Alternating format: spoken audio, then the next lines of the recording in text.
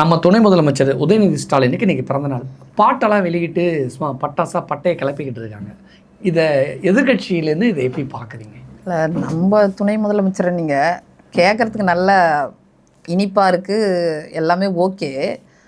அப்புறம் ஏதோ மனிதநேய தலைவரா, மனிதநேய தலைவர், மனிதநேய தலைவர் அப்படின்னு நிறைய என்ன பண்ணுறது. அதை எப்போவுமே அவங்களுக்கு ஆடல் பாடல் அந்த மாதிரி எப்போவுமே ஒரு சந்தோஷமாக அவங்க சந்தோஷப்படுத்துகிற விஷயங்கள் செய்வாங்க. துணை முதலமைச்சர்ன்ற வார்த்தையை சொன்னதுனால நான் சொல்கிறேன். இளைஞரணி தலைவர்னு சொல்லியிருந்தா நான் அந்த விவாதத்துக்கு துணை முதலமைச்சர் தானே. அதுதானே, அதனால தான் நான் அந்த விமர்சனம் வைக்கிறேன். அவங்க கட்சிக்கு அவங்க இளைஞரணி தலைவரை கொண்டாடினா அது அவங்க என்னென்னா பண்ணிட்டு போகலான்னா, இப்போ துணை முதலமைச்சர் என்று சொன்னாலும் அது மனிதநேய தலைவர்ன்றீங்க. மனிதநேய தலைவர்னால் என்னன்னு தெரியுமா சார்? இந்த மனிதநேய தலைவர் என்ன செஞ்சார் தெரியுமா? கரூரில் 41 உயிர்கள் போன போது இவர் எங்கே இருந்தார்? மனிதநேயத்துக்கு மீனிங் தெரியுமா? நைட்டே வந்து அதனோட டெஃபனேஷன் தெரியுமா? நைட்டே வந்துட்டு அங்கேயே ஒரு 48 மணி நேரம் இருந்து அவங்களுக்கு ஆறுதல் சொல்லி எல்லா உதவிகளும் செஞ்சு ஆறுதல் படுத்தி ஆஸ்வாசப்படுத்திட்டு போனாரா? இல்லை, நீங்கள் இப்படி பார்த்தீங்கன்னா சம்மந்தப்பட்ட விஜய் கரூருக்கு வரலங்கிற ஒரு கொஸ்டின் சார். அவர் தான் நீங்கள் தற்கூறின்றீங்களே சார். அதை ஏன் சார் அவர்கிட்ட எதிர்பார்க்குறீங்க? நீங்கள் அவங்கள தான் தற்கூறின்றீங்கல்ல. அவங்க ஆட்சி அதிகாரத்தில் இருக்காங்களா?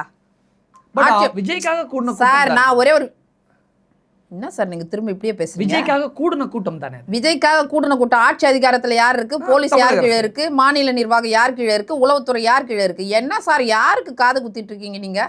துணை முதலமைச்சருக்கு கொண்டாட்டம்ன்றீங்க. துணை முதலமைச்சர் கொண்டாட்டம், மனிதநேய தலைவர், அப்புறம் எதிர்காலமே வா. யாருடைய எதிர்காலம்? யாருடைய எதிர்காலம்? அவருடைய எதிர்காலத்துக்கு அவங்க கட்சிக்காரங்க பாட்டு போடுவாங்க. அவங்கவுங்க எதிர்காலத்துக்கு அவங்க போட்டுப்பாங்க. அதனால தான் எல்லாம் அரைகுறை ஆடையோடு டான்ஸ் ஆடிக்கிட்டு கவர்ச்சியா. இதுதான் திமுகவுடைய புத்தி. மனிதநேய தலைவர். நான் அந்த வீடியோஸ் எல்லாம் பார்த்தேன். இந்த அரைகுறை, அந்த கரகாட்டம், அதை பத்தி உங்களுக்கு என்ன தோணுச்சு? அது கரகாட்டமா ஒயிலாட்டமா என்ன ஆட்டம்? ஏதோ ஒரு ஆட்டம். மொத்தத்தில் ஆட்டம். என்ன தோணுச்சு உங்களுக்கு? என்ன தோணுச்சுன்னா, நாட்டு மக்களை பற்றி நாங்கள் கவலைப்பட மாட்டோம். நாங்கள் அவதூறு திருவிழா, அறிவில்லாத திருவிழா இப்படிலாம் நடத்திட்டு இருப்போம். யார் எங்கே செத்தாலும் எங்களுக்கு கவலை இல்லை. நாங்கள் போகிறதுக்கு முன்னாடி எங்கள் கேமரா போயிடும். நாங்கள் போகிறதுக்கு முன்னாடி எங்கள் மலர் வளையம் போயிடும். செத்தம் வீட்டில் கூட விளம்பரம் பண்ணுறவங்க தானே சார் இவங்க. அன்றைக்கி ஒரே ஒரு அரிதாக உடனே ஓடுறாங்க. குடும்பமே, ஒட்டுமொத்த குடும்பம் ஓடி போச்சு. சாத்தான் குளத்துக்கு ஓடி போச்சு. கொரோனா நேரத்தில் பாஸ் அனுமதி இல்லாத நேரத்தில் கூட ஓடி போனாங்கன்னு நினைக்கிறேன் நான். முதல் கொரோனா அலையில். ஸோ இவங்களோட வேலையே என்னென்னா விளம்பரம் பண்ணணும். அவங்களுக்கு உணர்வுகள் இருந்தாலோ உள்ளத்தில் ஈரம் இருந்தாலோ இதெல்லாம் செய்வாங்களா? ஒரு 41 பேர், ஒரு 10 குழந்தைங்க, சின்ன குழந்தை, 1.5 வயசு குழந்தை, 5, 6ன்னு இறந்து போயிருக்கு.